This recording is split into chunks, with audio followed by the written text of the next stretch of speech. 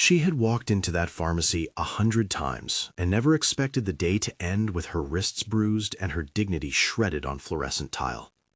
The bell above the door chimed the same gentle note it always did. Outside, a breeze pushed the brittle late summer maples. Inside, the air smelled faintly of antiseptic and menthol, of the pharmacy's long-lived routine. Martha Ellison moved slowly between the aisles, fingers trailing over labels she knew by heart. Sugar-free cough drops, a tablet bottle with a yellowed label she'd been picking up for years.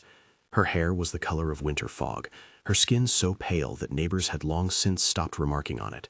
She was an albino woman by appearance, visible in the delicate whiteness of her hair and the porcelain tone of her skin, and beloved in the neighborhood for her steady volunteer hours at the community center and the biscuits she kept in a tin on her kitchen table. She kept a small leather purse close. Inside were coupons, a folded photograph of a younger Daniel in uniform, and a folded paper list of prescriptions. The cashier called her name. She smiled and reached to hand over her Medicaid card. 2 officers walked in behind her. They were new to town, transfers, their uniforms sharp, their badges stuck catching the light as if polishing were a performance. Clay Briggs moved with a sort of practiced menace, the kind that had been honed where bravado mattered more than calm. Hunter Doss was quieter, coiled at Briggs' side. They watched Martha like a pair of hawks watching for a careless rabbit. It took seconds. Briggs stepped forward, voice loud and flat. "Ma'am, we're going to need to look in that purse." Martha blinked. "Officer, I—" Briggs's hand was on the leather. He snapped it open. The little paper list fluttered out, fell against a shelf, and Lily, the cashier, bent to pick it up. Briggs's fingers slapped at the prescriptions as if they were contraband coupons. A plastic bottle tipped over, pills scattered like runaway snowflakes across the linoleum. "These were just in my bag," Martha said, voice tinny with shock. "They're mine, for my heart." Briggs's face was already a mask of accusation. "This is a pharmacy, not a dealer den," he barked. He shoved the list at Doss, checked the labels. Doss did. He read the names, his eyes skimming like a man searching for pretext. "Prescription fraud," he said, though the list said nothing of the sort. He twisted, his knee clipped the edge of a shelf, and a small display of cough syrup rattled. Customers around them murmured, hands going to mouths. An elderly man froze between the magazine rack and the cooler. A woman behind the register froze with her fingers on the register. Sophia had been standing near the magazine stand, a young woman who worked nights as a barista and came in sometimes to stock up on tea. Her hands were full of bills when she saw the officer's hands on Martha's purse. The moment felt wrong, sharp with a sound like glass breaking, and she fumbled with her phone without thinking, angling it where she could record without being seen. She didn't realize the tremor in her own fingers until later. One officer yanked Martha's hand out as if she were a child reaching for a cookie. Her face crumpled. "Please," she said, but the plea was cut off when Briggs produced a pair of handcuffs. There was a shove that didn't need to happen. The cuffs closed around wrists that had known years of dishwashing, church choir, and complaining neighbors. Handcuffs bit into flesh that had become thin with time. The metal made a sound like a judge's gavel. Martha's knees threatened to buckle. Doss steadied her at the elbow and smiled as if he'd done her a favor. The crush of people and the click of the camera phone narrowed together. Prescriptions scattered, coupons fluttered, and someone muttered that they had called for an ID check. Briggs read the situation as if it were a script he had seen before, his voice filling the small room. "Ma'am, you're under arrest for possession and intent to distribute." No one had seen a dealer in that little pharmacy before. The accusation landed like a stone in a pond. Customers stepped back. Lily behind the counter paled, her hands hovering between the register and the phone. The bell above the door chimed again as someone walked out, breath held, and for a moment the place smelled of crushed pills and fear. Sophia's phone vibrated in her grip. She kept filming. The camera caught the way Briggs shoved prescriptions into a plastic evidence bag, one of those small sealable bags often used for loose pills, and the way he folded the paper list with a deliberate, theatrical slowness before slipping it into a pocket. It caught the look on Martha's face, not anger, but humiliation folding into numbness. At the station, the fluorescent light hummed over a desk strewn with forms. A clipboard changed hands. The arrest report was a neat thing by habit. Boxes ticked, statements printed, timestamps logged. Martha sat in a plastic chair, her wrists marked faintly by the cuffs, her cardigan folded neatly over her lap like an apology. They booked her on suspicion, a phrasing that would feel inescapable for weeks, suspicion of possession. Her watch ticked in the silence. The booking officer took photos that made her eyes look larger than they were. But the paperwork began to show fissures. Sergeant LaDonna Pierce watched the process like someone reading a book for the 100th time, tracing the seams where a story did not fit. Pierce had been in the department long enough to know the language of clumsy lies. The intake form listed an anonymous tip as the reason for the stop. There was no tip logged. The timestamps on the surveillance footage from the pharmacy were marked as corrupted in the initial report. A witness statement was recorded, but the transcription attached to the file had nothing like the words Sophia would later swear she heard. Pierce was not loud about her suspicions. She didn't need to be. Her face held the exact kind of concentration that can make a room quieter than handcuffs. She leaned forward, adjusting the report's margins with a finger that had seen more than the photocopied pages suggested. "This smells off," she said to no one in particular, the phrase a small seed that would grow. Martha sat very still. Her breathing was measured, but the hospital would note later that the stress had set off a pressure spike they would treat that afternoon. At the station, an officer joked about the easy pickings of some towns. No one heard the joke as anything but that. Jokes in leftover uniforms often sounded the same as threats. News of the arrest moved through the town like a rumor, quick and hot. People who had known Martha for years dialed numbers and then hung up, afraid of the ripple that an accusation from a police report could stir. The pharmacist across the street called the manager and, with trembling hands, went to retrieve the security footage from his system. The files were either missing frames or labeled overwritten. Doors clicked shut. Windows were pulled down. The pharmacy's manager frowned at a monitor displaying a frozen moment where 2 officers and a woman were a tableau, and the rest of the footage around the moment had holes. Word reached Daniel in pieces. He was on a late meeting in a federal office 2 states away, shoes off his feet metaphorically as he waded through cases that smelled of long, patient rot. Daniel Ellison had been raised in this town. He had watched his mother, Martha, tend to the community food drives, seen her hands smooth the backs of children in church choirs, and had learned lessons of quiet duty at her elbow. He was not a stranger to the tension between law and justice. He had made his life promising to chase when things went too far. The first call came soft and fragmented. "Mom was arrested," a neighbor told him. "Pharmacy. They say it's possession." His fingers tightened around the phone. Everything in him went from contained to animal. He stood, the chair scraping. Protocol said to wait, to gather evidence, not to interfere. Blood said to come home. He booked the earliest flight. The drive back to the town was a corridor of memory, turns he'd taken as a boy, the patch of highway where he'd once learned how to drive a stick, the church steeple that kept the town oriented. He did not talk to reporters on the way. He called Sergeant Pierce from the plane, first in a wave of terse questions, and found in her a measured voice that did not pretend to be surprised. "There's more here than the report shows," she said. "If you can get back, bring whatever you have." Daniel arrived with a small bag, and a grief that was tempered by procedure. At the station, he showed his badge, but did not flash it like a wand. He asked to see his mother's file, and he watched the room for slippage, little things like ink smudges where someone had overwritten a time, or a digital file that had an old timestamp inconsistent with the arrest. He did not shout, he made notes. Pierce handed him copies of the intake forms she'd pulled, pages that had been Xeroxed and then highlighted in pencil. "They said there was a tip. There isn't a tip on our database," she told him. "And the surveillance from that morning? The pharmacy says it's missing. The manager said the file had been overwritten." Daniel's jaw set. "Did anyone take statements from witnesses?" he asked. Pierce slid him a handwritten note. "A teen in the back said she recorded it, but her phone was taken." "Who took it?" "Officer Briggs logged it as evidence," Pierce said. "We have the bag, but check the inventory. There are pills in it, but the labeling is odd." Daniel thought of the hidden video.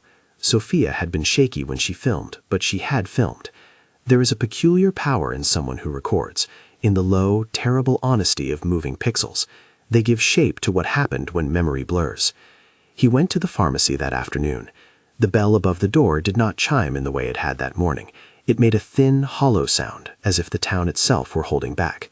The manager, a man named Harlan who had worked there for 19 years, showed Daniel the empty slot on the hard drive where the footage should have been. It was all there the night before, he said. Then the next morning, a chunk was gone. I don't know how. Sophia sat at a counter with a cup of coffee gone cold. Her hair stuck to her forehead with sweat. She handed Daniel her phone. The video file on it had been partially deleted, those jagged moments when the recording slit and came back like a skipping record. But there was enough. The police arriving, the confrontation, the shove, the sound of the plastic bag snapping closed. Sophia's voice came through, a soft thread behind the clamor, telling someone to just film, just film. "It was the only thing I could do," she told Daniel. "I was terrified they'd take the phone. I hid it in my jacket. They didn't see it." "You gave it to the pharmacist?" Daniel asked. "No," she said. "I didn't trust them. I left it in my locker at the cafe after my shift. Then the manager called and told me they'd been here. He said an officer had asked for every phone and handed them a receipt. I didn't hand mine over." Pierce had a copy of the inventory log. There was a receipt for seized phones. The list included a witness device, but the serial numbers were mismatched. "It's sloppy," Pierce said. or it's meant to be. Daniel watched the shaky, honest frame of Sophia's video and felt the room closing with clarity. There was Martha's face, small, stunned, then the look of someone whose sense of self had been stripped away in public. There was Briggs, glancing toward his partner, then a hand on Martha's shoulder that looked like something one might use to guide a child, turned forceful. The video captured things the official documents did not: the tilt of a policeman's jaw when he lied, the way the prescriptions had been scattered, as if to make a crime scene of ordinary medicine. Over the next days, Daniel and Pierce worked a pattern together that felt like unpeeling an onion, spattered with small contradictions, designed to make anyone looking too long cry. They gathered depositions from a handful of residents whose names Pierce supplied. There was Mrs. Peterson, the pharmacist across the street, who had known Martha for decades and whose hands trembled now when she spoke. "I remember the way she used to sit and count her pills," Peterson said, voice raw. "She had a system. She knew what she needed."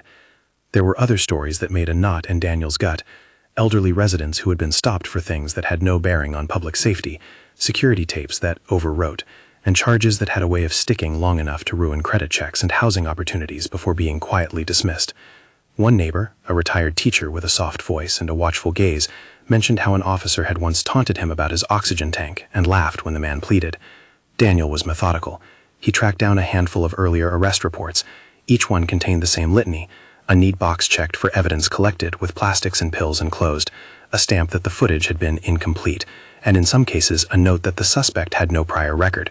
He drew lines on yellow legal paper like a man mapping a murderer's route, not of flesh, but of trust. The duper they looked, the more the pattern suggested design rather than accident. An old civil traffic arrest here, a welfare check that had grown into a charge there, a pattern of arrests of men and women in their 60s and 70s whose names rarely made the papers. And then, in a small file folder that Pierce had pulled from an overlooked cabinet, a series of transfer receipts linking the police department to a local private rehabilitation center, receipts that looked like the kind of forms that could be used to cloak payments. The rehabilitation center had arrived in town 2 years prior with glossy brochures and promises of community partnerships. Its board included a handful of business people whose names were familiar from ribbon-cutting ceremonies and donation plaques. The center offered a referral fee program to partnering agencies, a detail buried deep in contract language that a citizen reading a flyer would never find. Daniel circled the name of a clinic executive and then the name of the police chief in his notes: Thomas Rollins. Rollins had been chief longer than anyone remembered in the town. He was a man who believed in order and in his own interpretation of it. His portrait hung in the municipal building, as if painted confirmation that the town's moral center matched his face. When Daniel checked the ledgers, the numbers had a way of wandering into shadowy places. Deposits and consulting fees moved in patterns that almost looked like invoices for referrals. The thought pulsed: if arrests could be creative, could bookings serve a purpose beyond law enforcement? If a town's most vulnerable citizens were being funneled through coercion or through the leverage of their arrests into a privately run pipeline, where did that leave the public good? He showed the receipts to Pierce. She did not flinch. "If someone's making money from arrests," she said quietly, "then there's a motive beyond a single officer's arrogance." Martha's small house was a museum of simple things: a biscuit tin on the mantel, a photo of Daniel in his uniform, a feather-stitched cushion from the church bazaar, a stack of dog-eared library books. Daniel walked through it like a man tracing a life. He sat at the kitchen table and pointed to places where his mother had once kept letters. He asked about any documents she might have set aside, and he listed names she had kept. Martha, when he finally found her at the hospital with a sore back and bruised wrists, and the kind of quiet that is both stubborn and soft, pressed a small tin into his hand. "It's nothing," she said. "I used to keep buttons in it." Her hands trembled around the tin with the same movements they had at the pharmacy when the purse had been yanked. "It might be foolish, but I thought maybe—" She had slipped a small thumb drive inside. Daniel nearly dropped it. The drive was the size of a fingernail, unremarkable, coated in a beige plastic that had seen decades of moons. He did not promise anything. He closed his mouth and put the drive in his pocket. Later, when he had the drive in his laptop and a cup of coffee gone cold beside him, the files unfurled like a map to a buried town. There were emails, terse and transactional, that mentioned referrals and patient counts, and lines about administrative assistance. There were spreadsheets, columns and columns of names and dates that matched in a way that made Daniel's chest go tight, the dates of arrests. There were photographs, too. A party at the rehabilitation center with Chief Rollins in a corner laughing beside a man who, in one caption, was listed as a consultant. There were memos with shorthand about arrangement confirmations and a ledger entry traced to an account that paid out in small increments. None of it was a verdict. It was, however, a trail, a sequence of ledgers, an echo of receipts, a pattern that could be followed. Daniel printed copies and met with Pierce in a dim municipal conference room where stale coffee and fluorescent light gave everything a sober tone. They laid the prints on the table like bones. "We proceed carefully," Pierce said. "If this is true, it isn't just officers. It may be connected to people who protect officers." Daniel's face hardened, but his hands were steady. "We document everything," he said. "We record statements. We secure originals." He thought, for a breath, of his mother standing in the pharmacy with pills splayed at her feet. He thought of how ordinary things, pill bottles, a biscuit tin, a camera phone, had become the instruments of truth. In the days that followed, the town hummed with low-level dread. The police chief's office stayed closely guarded. Briggs and Doss were reassigned, an administrative move that smelled suspiciously like protection. Meanwhile, Martha's name spread in hushed, fraught conversations. Some neighbors stood up for her openly, while others feared allying with someone who had been branded overnight. Sophia returned to work and found her shifts shortened. The young barista had a look about her as if she had been the witness to something larger than she had ever imagined. "I keep thinking about how she looked," she told Daniel one night, hands wrapped around a thermos. "Like she didn't know how to be in that moment. I wish I had done more." "You did enough to tell the truth," Daniel said. "You filmed."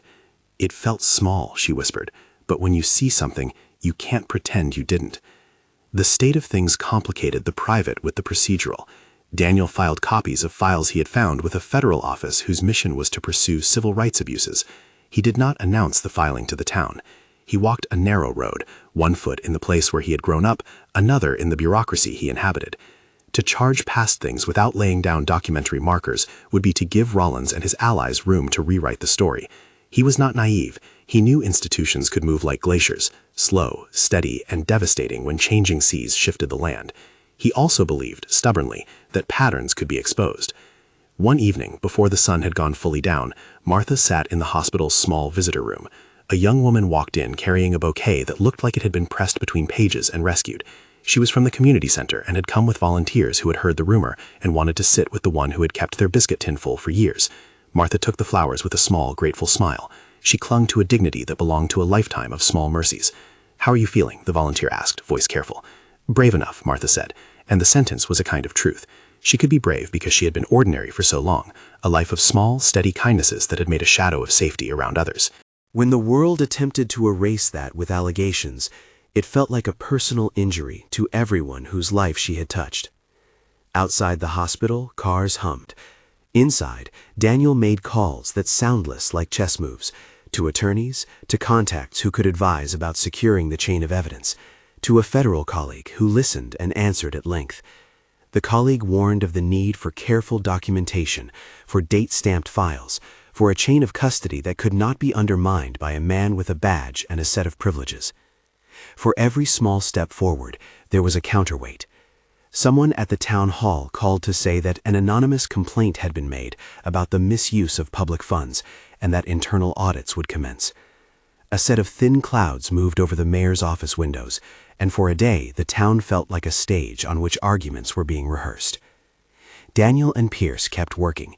They interviewed more residents who had quietly been pushed to the margins, a man who had been stopped for loitering and later lost a day of work, a woman whose neighbor, an officer, had filled her mailbox with notices about unpaid fines that had never existed. They made lists, cross-checked dates, and slowly, like a patient surgeon, exposed the connective tissue between arrests and referrals. At night, when Daniel drove back to the small house that had smelled like baking and old paper, he would sit on the porch and watch the town breathe. He pictured the biscuit tin and the flash drive like two talismans, one a symbol of everyday life, the other a stubborn key. He thought of Martha's twinging smile, the way she had tried to minimize the pain of the arrest with a joke about being clumsy. He thought of the town's policy boards and how they could be persuaded or prevented from looking too hard. There was a growing sense beneath everything, a sense like the low pressure before a storm, that this was not only a single humiliation, it was a pattern, stitched together in quiet rooms and paper trails. Daniel felt the edges of something bigger closing in, but he did not yet know how wide the web was, or who all had their fingers on its threads. The camera phone footage, the overwritten surveillance, the receipts that suggested referrals, and the biscuit tin with a drive inside. These were beginnings. They were not closure. They were a map and a warning. The map led to a private rehabilitation center and names that showed up in check registers and party photos. The warning suggested that those in power could use the trappings of order, forms, receipts, internal memos, to make wrongdoing look like procedure. A week after the arrest, a small group gathered quietly at a church basement. Pierce, Daniel, Sophia, and a handful of neighbors sat around a battered folding table. They were an odd coalition, a seasoned sergeant who still believed in policing as protection, a federal agent's son who had never wanted to see his family's name in a blotch of suspicion, a young barista who had filmed a moment that mattered, and citizens who had been bruised by the system in ways they had no vocabulary for beyond wrong. "We start by securing everything we can," Daniel said, his voice low. He passed around copies of emails and spreadsheets. "We back up files. We get sworn statements. The minute anyone calls to ask for evidence, we note it. We maintain chain of custody. We don't let them rewrite what they did." Sophia stared at a copy of her own video, the one that had not been confiscated. "What if they go after me?" she asked. "What if they say I tampered?" "You didn't," Pierce said. "You record it. We document that you kept the phone in your locker. We note who asked for phones. We make a record." The parish clock above them clicked.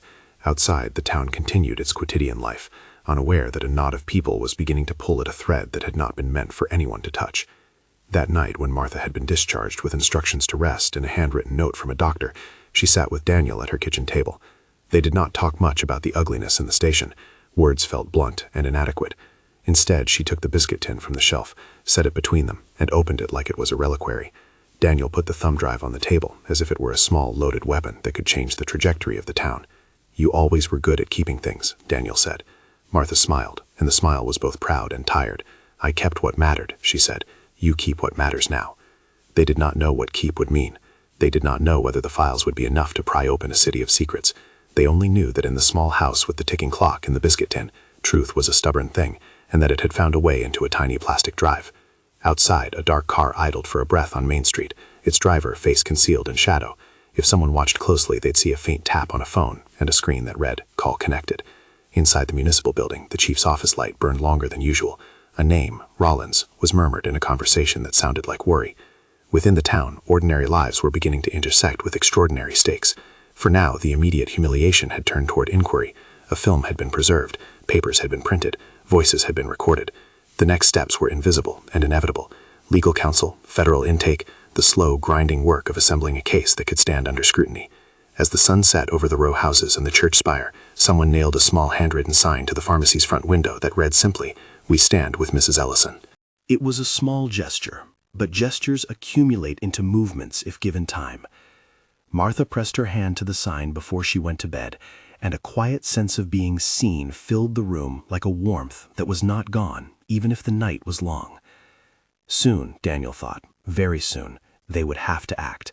He had the drive, he had witnesses, and he had a sergeant who still believed the law could redeem itself. What he did not yet have was a certainty that the town's machinery would not whir into defense of a chief and a network that had learned how to disguise profit as purpose.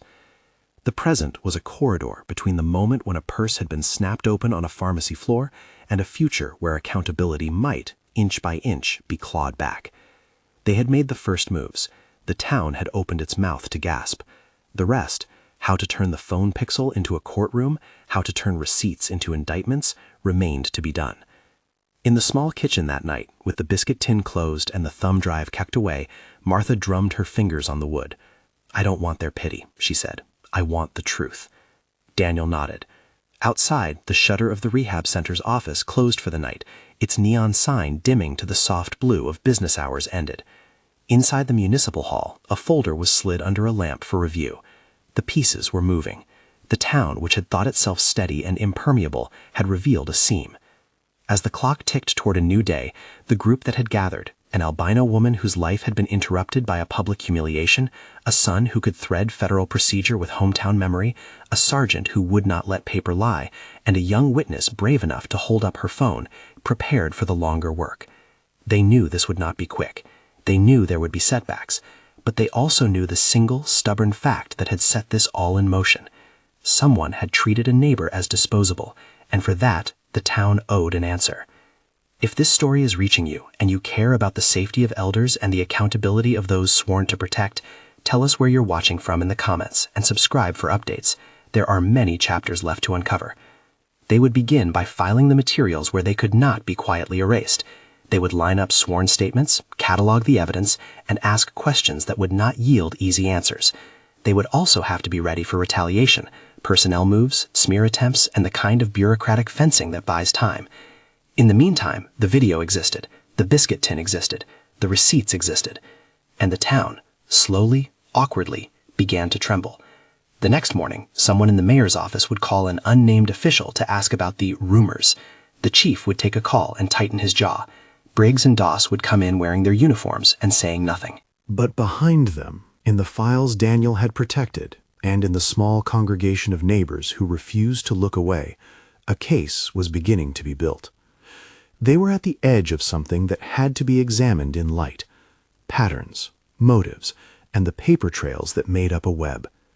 The drive on the kitchen table was small as an afterthought, but it contained names and dates that, if followed, could show not only an instance of humiliation, but a system that fed on the vulnerable. The rest of the town would have to choose whether to look. They moved next with the patience of people who understood the pace of real work: slow, precise, and relentless. Daniel and Sergeant Pierce began by hardening what they had. They made multiple, independently dated copies of every email, every spreadsheet, every photo from the thumb drive. Daniel insisted that originals never leave his sight without a documented escort. Pierce insisted on tape-recorded statements from every witness who would agree. They met with a federal civil rights intake officer by phone, careful to frame what they had as patterns and not as conjecture. "We're not looking for headlines," Daniel said into the receiver. "We're looking for threats." Teresa Martinez, a special agent with the Civil Rights Division, read the packet Daniel hand-delivered and did what the packet demanded. She listened to the video with full attention. On the third time through, she slowed it until the motion was a list of gestures and truth. By the time she and Agent Catherine Walsh sat across from Daniel and Pierce in a cramped room in the federal building, they had checked boxes that mattered. They wanted more than outrages. They wanted documentation that linked motive to action. The drive, the spreadsheets, the receipts, those would have to be tethered to more than gossip. "We need internal witnesses," Martinez said. "We need a chain of custody that can't be broken by a phone call from the chief's office. We need clear patterns of referrals, and we need people willing to swear to the records they saw or signed." Pierce did not blink. It was the kind of request she had hoped she would never have to make, and the kind of risk she felt necessary. She called 2 officers she trusted, one a records clerk who had quietly flagged odd transactions earlier, another a patrol sergeant who had once been reprimanded for questioning orders. Both agreed to meet, hands shaking where fear and resolve mixed. They provided copies of ledgers that had been kept under different names, and a memo that had been initialed in a hurry and then buried in a back drawer. The town, meanwhile, showed its own split nature. Some neighbors, shaken and quiet, wanted distance. Others gathered in small clusters and spoke names, Mrs. Ellison's name among them, with a steady anger that promised to become something more public if given air.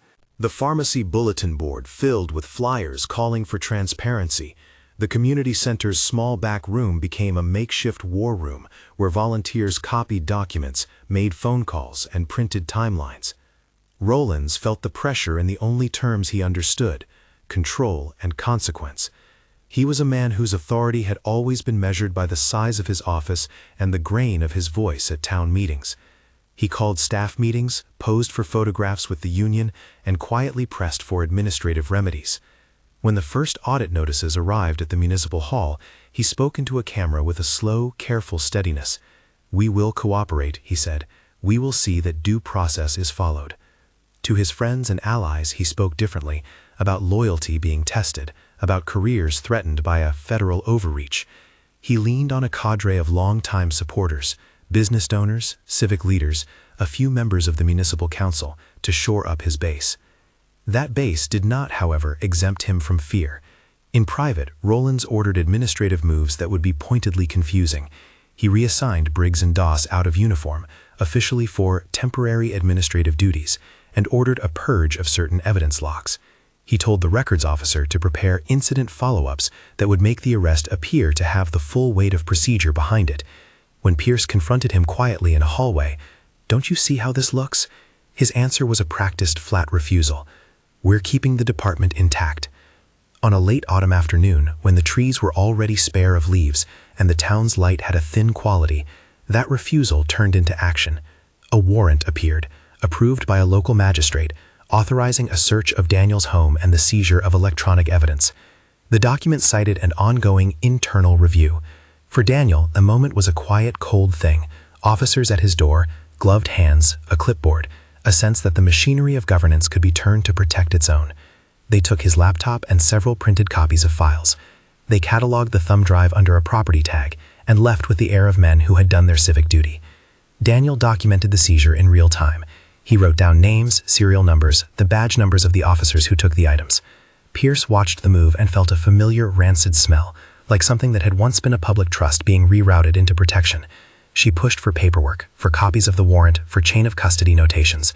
The department complied in the ways departments sometimes do, with thin pages and careful omissions.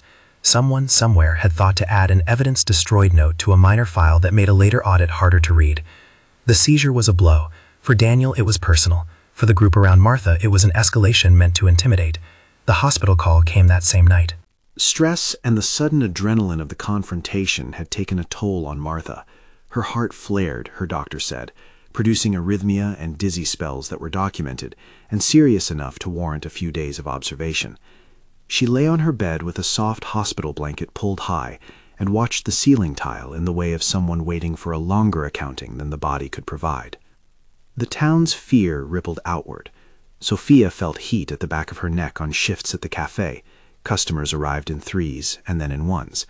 A retiree who had once spoken to reporters on the front porch reconsidered and said only, "I'll wait," to a neighbor who asked if he'd sign a petition. When an elderly man who had been stopped months earlier got a letter about a revoked license, he thought immediately of the constellations of documents Daniel had mapped. People who had once been quiet found a way to gather in pairs and quietly corroborate stories. Others withdrew. All of that quiet ferocity mattered to the Civil Rights Division. Martinez and Walsh had watched the local seizure with alarm. The federal tip lines had been active for weeks, but a seizure of potential federal evidence by a local department, especially under a warrant that had been acquired through questionable channels, was a red flag that demanded urgent attention. They moved to secure their own forensic copies of everything Daniel and Pierce had documented before the local seizure, and they activated a plan, a coordinated, measured intervention that would minimize risk and maximize legal standing. The day the raid was executed, it was still dark on Main Street. The air had a metallic snap to it that promised frost by the morning. Unmarked federal vans eased into place in the municipal parking lot, while a handful of agents moved quietly into positions with local officers who had been sufficiently cleared to participate. The operation was the kind of choreography that required dozens of signatures and a surgical stick-to-the-plan mentality. Search warrants for the chief's office, search warrants for the rehabilitation center, arrest warrants for those facing allegations. News vans arrived as dawn bled into the soft light. Flyers with the rehabilitation center's smiling brochure faces were shown on camera, while reporters whispered questions about the unusual concentration of federal agents in a town not accustomed to such spectacle. Citizens lined the municipal square with coffee in hands and eyes wide.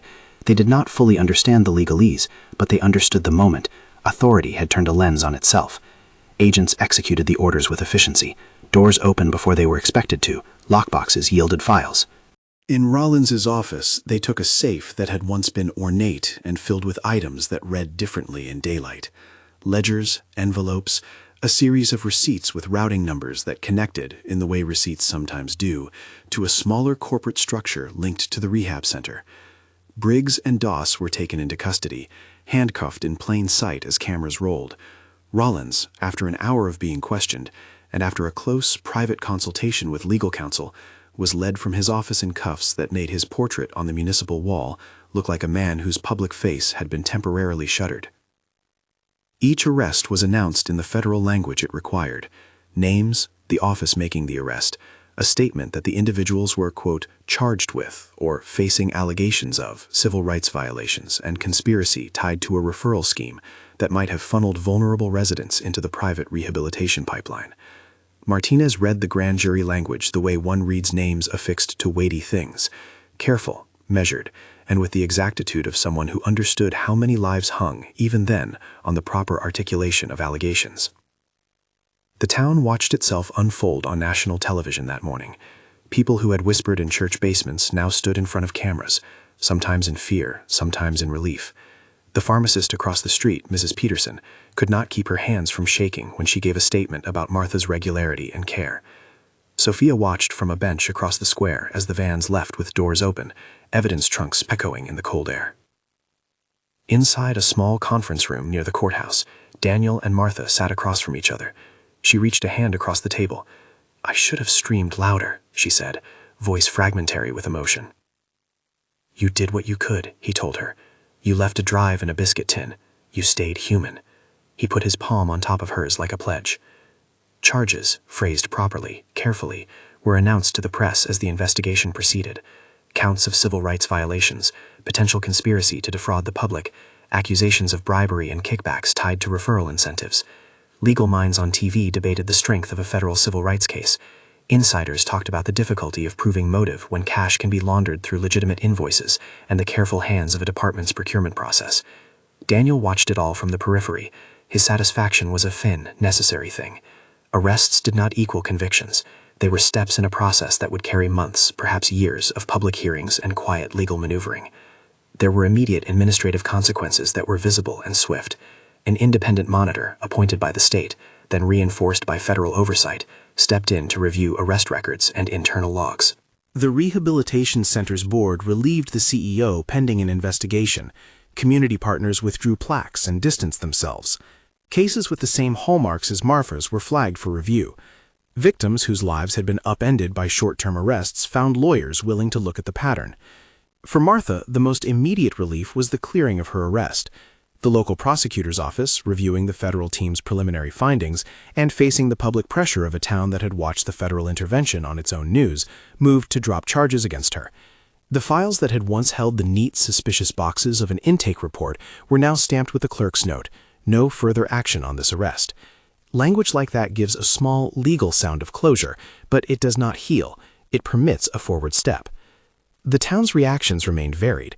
Some residents who had feared that the case would never be taken seriously found new courage to come forward. Others, those who still believed in the chief or who feared change, felt their world disrupted in ways that made them angry. At a town hall meeting that saw half the auditorium full, voices rose and fell in human, sometimes vicious measures. People demanded accountability. Others demanded restraint from outsiders. Daniel listened to it all and felt the complicated weight of a place where loyalty and principle sometimes touched in uncertain ways. Inside the department, honest officers told their stories. Sergeant Pierce stood in a federal building and recorded a statement about missing logs and about the day she had first smelled something wrong. A records clerk provided an affidavit that detailed the odd consulting payments and the invoices that had been flagged, and a patrol sergeant recounted the times he'd been told to look the other way on minor incidents. Each statement mattered because it provided human anchors to paper trails. They were not grand revelations. They were the slow accumulation of witness to a practice. Throughout all of this, the media attention was not kind to secrecy. News stories documented how an official pipeline had been marketed as a community solution, how incentives had been parsed into contract language that obscured motive, and how the reality for the vulnerable had been an erosion of autonomy.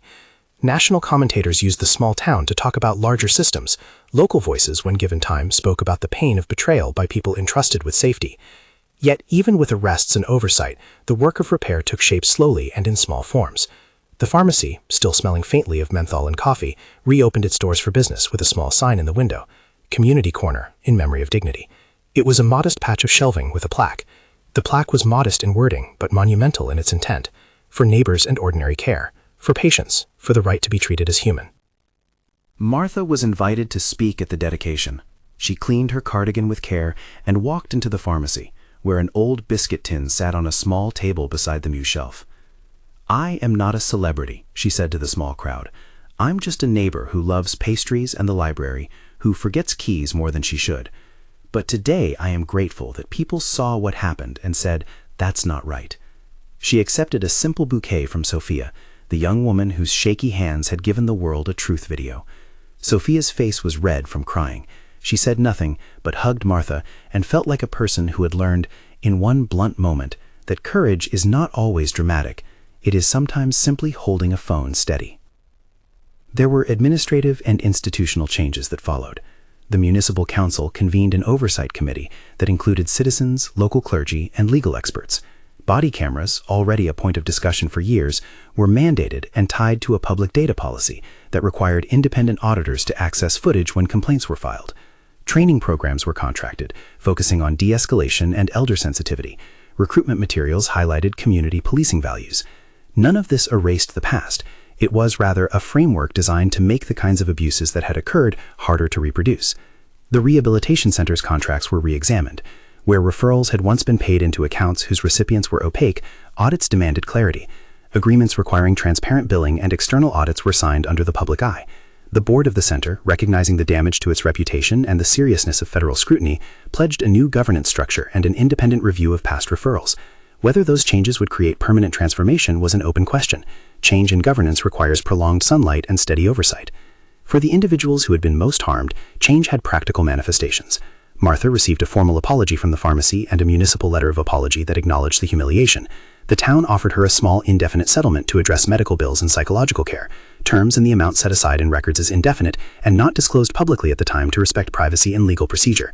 The language around the settlement was careful. It said the town wished to make amends in a way that did not equate to admission of broader institutional guilt, a legal formula that was precise but felt in human terms incomplete.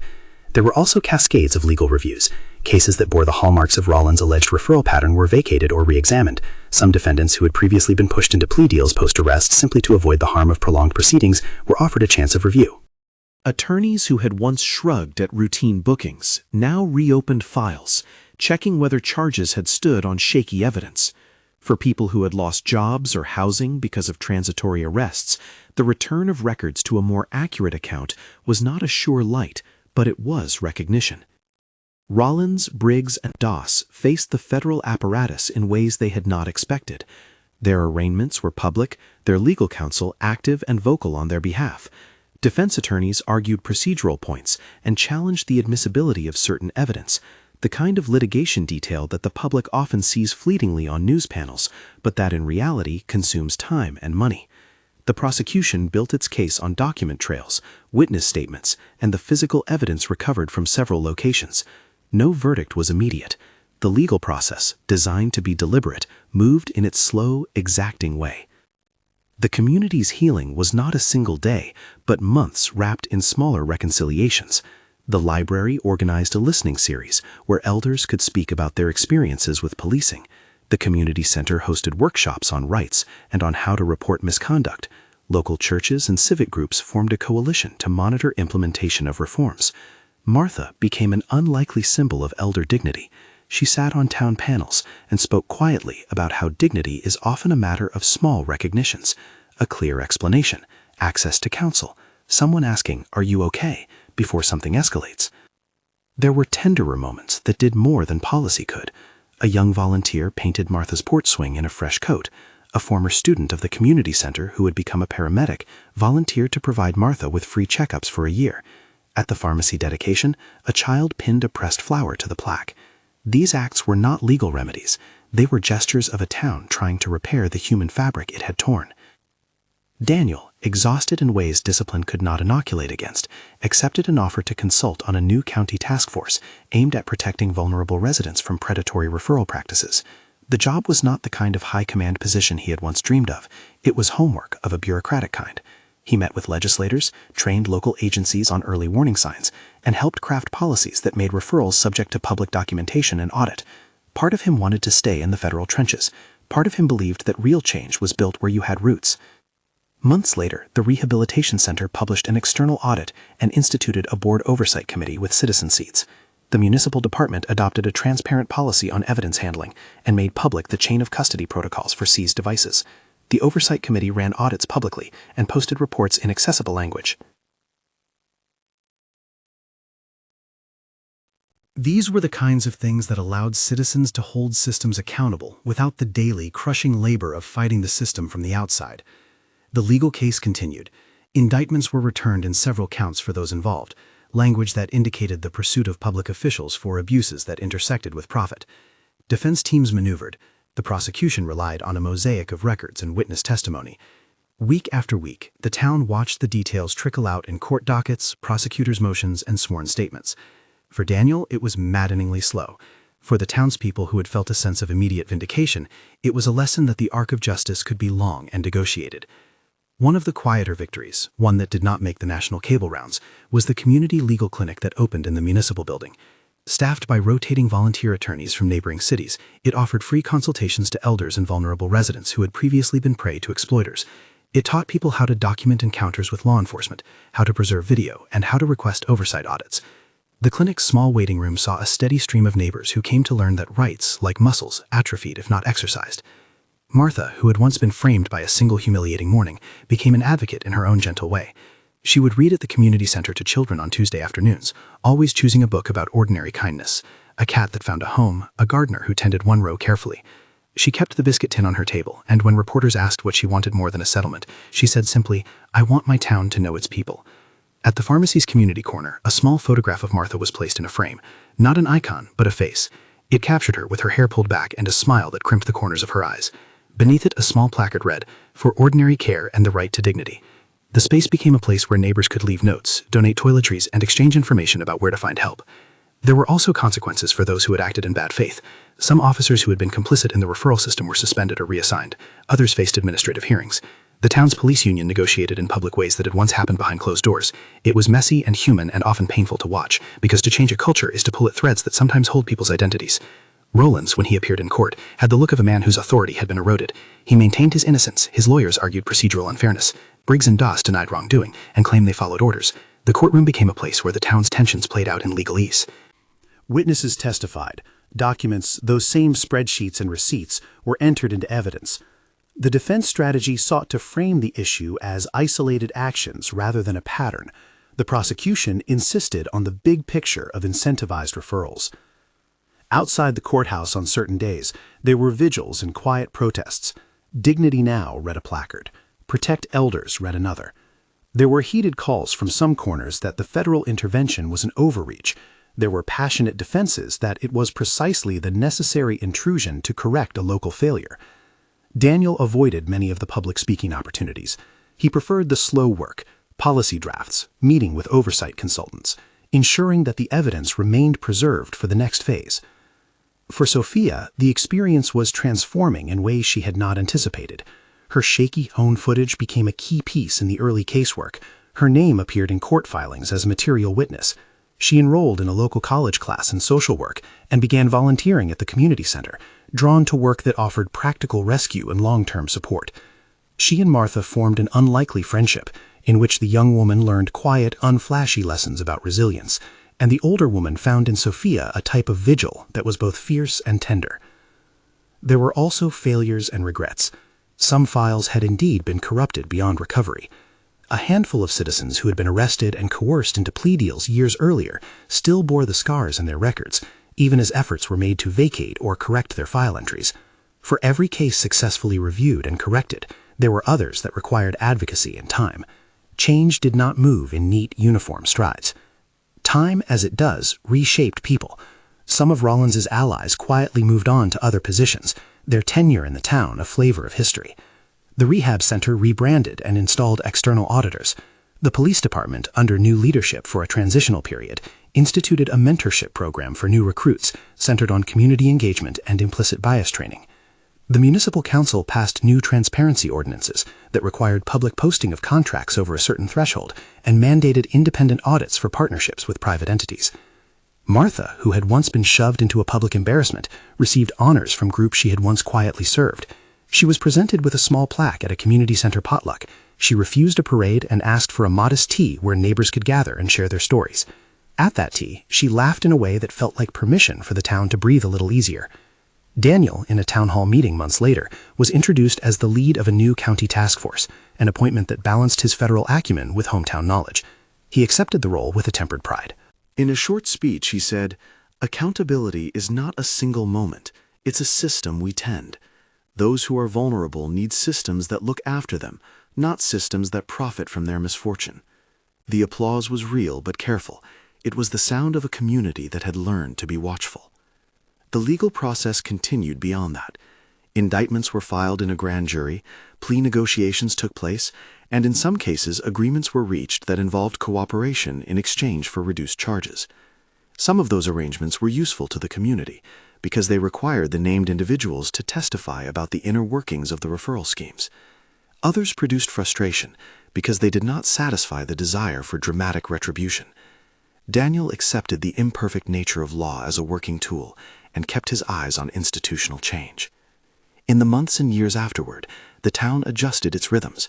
A citizen oversight page was maintained online and updated with audit results.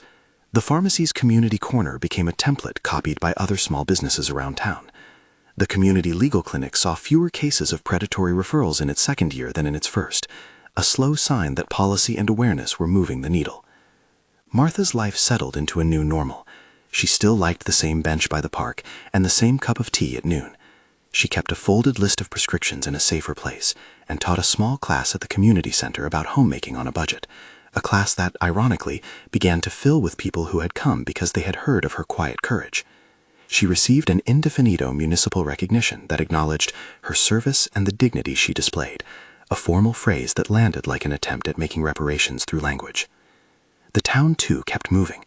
Its story became a cautionary tale told at regional conferences about how the profit motive and a lack of oversight can turn law enforcement tools into instruments of exploitation. It also became in local memory an example of how small acts, Sophia's phone, a tin, a sergeant's stubborn honesty, can collectively redirect a community's arc. In quieter moments, when the world had tired and the kitchen clock ticked without ceremony, Martha would place her hand on the biscuit tin and feel the small hum of survival. It had been a place where truth could be hidden and later found. Daniel would often find her mending a small patch on a cushion and sit in a chair nearby, listening to the impossibly ordinary thrum of someone repairing fabric and time. "We did not fix everything," Daniel said to her one evening as they sat on the porch. "There are places where old habits die slow." "They always do," Martha replied. "But people will remember now. They will watch. They will not let it be easy to forget." "That will have to be enough," he said. "Enough is steady," she answered. Their town had changed, imperfectly and decidedly. The federal investigation, the arrests, and the oversight measures had created a new scaffolding around public life. The people who had been hurt in the process were not restored to a pre-injury state. No legal or policy outcome could truly erase humiliation, but they had gained something vital: recognition, evidence that the system could, at times, correct itself, and a set of tools to make recurrence harder. Years later, at another small ceremony, not far from the pharmacy, a plaque was unveiled on the community center wall. It bore the names of residents who had served long and quietly, of advocates who had pushed for policy change, and simply said, "For those who stand for others." Martha's name was there. She squeezed Sophia's hand in the front row. Daniel stood behind them, his posture a mixture of tiredness and a kind of restrained satisfaction that comes from having watched incremental justice unfold. The case files remained active in courthouses and in the public mind. Legal scholars would continue to reference the town in discussions about the intersection of privatized referrals and police discretion. But in the town itself, people learned a set of habits: how to archive, how to record, how to ask hard questions of those in power. They learned that vigilance could not be a single act, but a condition of civic life. On warm afternoons, Martha would walk past the pharmacy, glance at the community corner, and sometimes stop to talk to a young mother choosing toothpaste or a student who'd come to pick up a list of community service hours. She wore a cardigan in colors that suited her pale complexion, a respectful, ordinary attempt at fashion, and when she smiled at them, it was an unremarkable human thing. A small exchange that in another life might seem trivial, but in theirs was sacred. This is a story about a purse opened on fluorescent tile and about what happened after. A story about how the fragile dignity of one person became the hinge on which a lot of otherwise quiet life turned. It's a story about systemic failure and about the slow work of repair, about how an ordinary act of witness, a phone held by shaking hands, can change the shape of power. It's about choices: the choice of the sergeant to look closely, the choice of a son not to be silent, the choice of neighbors to speak. If this record reaches you, and you think of someone older in your town, or of a local institution that seems too cozy with private profit, remember the small tools that mattered. Keep copies, record incidents, speak to advocates, and support oversight. Systems change when people insist that they must. If you want to follow the next chapters of this case, or see similar stories where ordinary courage met institutional accountability, subscribe, like this video, and check the 2 videos suggested on your screen now for related investigations and community restoration stories. Your attention matters. These stories matter. And the work of watching does more than witness. It helps keep the arc of justice moving.